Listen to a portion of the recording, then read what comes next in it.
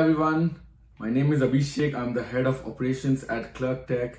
Today we are going to talk about how to effectively communicate with your virtual assistant. Now this is a question that I get from a lot of my clients.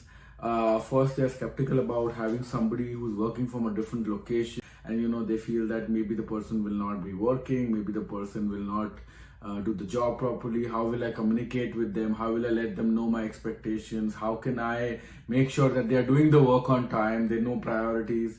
So I'm going to be discussing 5 effective ways of communication. So let's start there. The number one way and the best way by far is phone calls. So of course you can just pick up the phone, give them a call them and ask them what they're working on.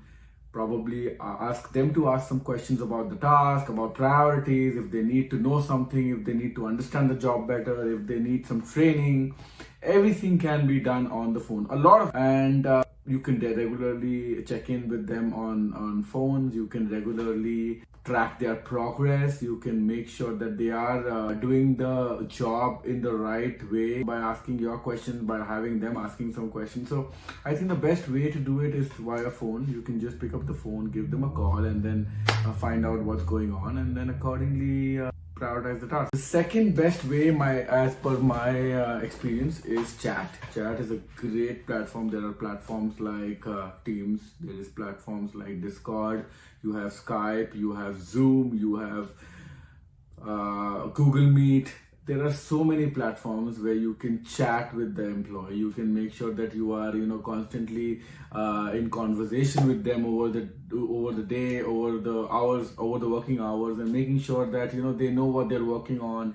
They're prioritizing the tasks again, and they're making sure that they understand the work, and they are asking you questions.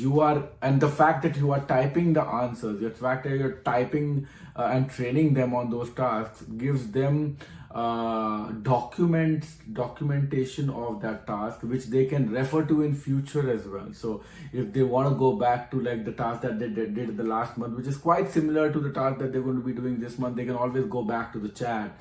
They can look at their questions, which may come in again, and then on the basis of that, they might not have to bother you again. They could just go ahead and take that as an SOP. If that's what works, and that's a great platform to communicate with your virtual assistant. The third best way to communicate with your virtual assistant is emails, and emails are a great platform. If you know how to manage your emails, if your VA knows how to manage their emails, I think it's a great platform to consistently be connected, while at the same time not have somebody instantly respond to you like a chat or a phone call. They could respond at their own pace if they're working on a task, and you send them an email about something. They don't have to leave everything and take your email up and then start replying to them. They could just go ahead and finish their task, and before the end of the day reply to your email. And as long as you don't have an urgent requirement of something, they can manage their time better. At the same time, you can be rest assured that the fact that you've sent the email out there, it will be taken care of at some point, and then you can manage your priorities accordingly, and they could manage their priorities accordingly. And I think that will help you guys maintain a good, smooth communication system between the organization. So, and of course, you can copy a lot more people in the email, so you don't have to just communicate with one person. You can send an email to 10 people at the same time, and maybe 2 or 3 of them are working on the task and the other people are just in loop. So it provides a very good and very good flow of communication within the organization when you send more emails. And I personally believe that instead of chatting, instead of phone calls, if you can come to a point where you can explain your requirements in an email properly, and you can expect the VA to be able to follow that email clearly, I think email is one of the best platforms to communicate. The fourth best way of communicating with the VA is daily meetings or weekly meetings. So you may not connect with the VA in the whole day, you may not chat with them. I'm sure you're busy, you don't have the time to train them, you don't have the time to keep reminding them of the task, you don't have the time to constantly micromanage their work. So I would say the best way is do a daily, weekly check-in, maybe a daily check-in, maybe do one call in the day, every day at the same time, or have them send one email at the end of the day, every day at the same time. And And that way, you will know what they are working on, what the progress is. If they are stuck somewhere, you may want to help them, and this will also keep you in track, to the point that you can track their activities, and at the same time you don't have to constantly waste your time to call them and check on them, and maybe they waste their time as well.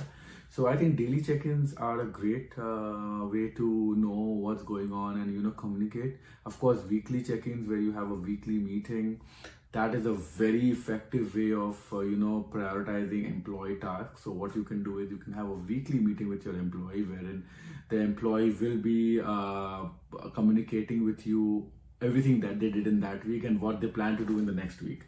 So that way you could if you're not giving tasks to the employee that are instantly required, or something that requires to be done within 24 hours, you could always have a weekly meeting, and the weekly meeting can help prioritize your tasks over the week, and accordingly manage the employees' time as well. So you could manage the employees' time, you could manage the employees' hours, you can give them tasks as per their working hours. At the same time, employee can manage his own work or her own working hours very well. That helps to maintain a good work-life balance. And the fifth best way of communicating with your VA, and my favorite way, is the task list. So you maintaining a task list. I don't feel that there is anything better than maintaining a task list. It requires minimum communication. It requires least amount of waste of time. As long as your employee is trained properly in doing the task, as long as you spend some time in the initial days to train the employee to work on the task, or train the VA for that matter to work on these tasks, all you have to do is maintain a proper checklist. A checklist could be in various platforms like Asana, Monday.com, or Excel. I love Excel. I use Excel for all my VAs use Excel. They would just update their tasks on Excel, and I would go ahead and check it on a weekly or a daily basis. I just want to know what's going on, who's working on what, how much time is a task taking, who's prioritizing on something. If I need them to prioritize on something, I would just put a comment over there against the task and just let them know. And as soon as they open the task list, they could go ahead and see it. Okay, Abhishek has sent me a comment. He's wanting me to prioritize on a particular task. So he or she will automatically go ahead and prioritize on that task. Or probably there are some comments you want to add, something that some kind of message you want to send. You could always just update it on the task list. You don't even have to send an email. You don't have to call them. You don't have to chat with them. I personally love this way.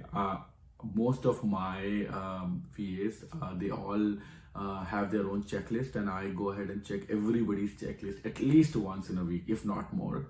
And if I want to add something, if I want to make some changes, I go ahead and make those edits in their checklist, and that's it. They get the message.